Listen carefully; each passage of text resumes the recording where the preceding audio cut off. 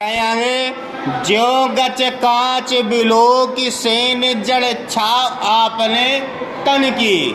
सेन का मतलब है बाज पक्षी से, कि जो बाज पक्षी है जो गज कांच कांच की दीवार को देखता है, कांच को देखता है, बिलो की माने देखना, कांच की दीवार को देखा, पर्त को देखा, सेन माने बाज ने, जड़ छा जड़ माने होता मूर्खता, जड़ माने मूर्ख तो होता मूर्ख, छा अपनी परछाई को, अपने तन की, अपने शरीर की परछाई को उस मूर्ख ने, बाज ने कांच की दीवार में देखा। तो फिर क्या हुआ? मूर्ख तो मूर्ख।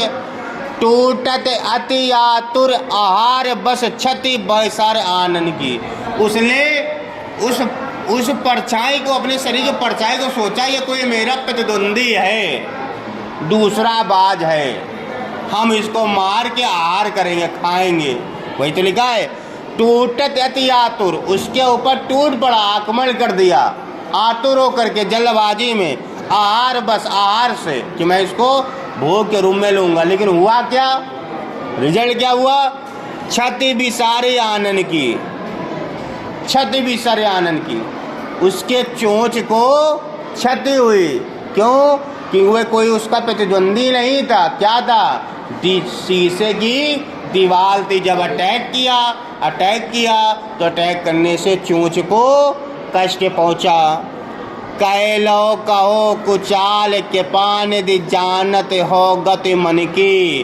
कह रहे कहाँ तक है कृपा निदान श्री रामचंद्र जी, मैं अपने मन के क्रिया को बताऊं, अपने मन रूपी गति को कहाँ तक आपसे व्याख्या करूं। तुलसीदास प्रभु हरौ दुसह दुख करौ लाज निज पन के।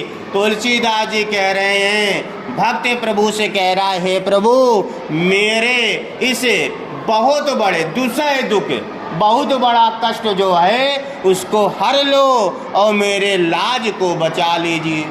तो पूरे की जो व्याख्या है वो ये है कि यहाँ पर मनुष्य श्री रामचंद्र से कह रहा है कि मेरा मन बहुत बड़ा मूर्ख है, जो आपकी भक्ति रूपी नदी का जल सेवन नहीं कर रहा है, उसकी बूंदों से अपनी प्यास को बुझाना चाह रहा है। ठीक उसी प्रकार से जिस प्रकार से धुएं के गुब्बारे को बादल समझ के चातक पक्षी को जल की तो प्राप्त नहीं होता, लेकिन उसके आंखों को बार बार देखने से कष्ट हो जाता है।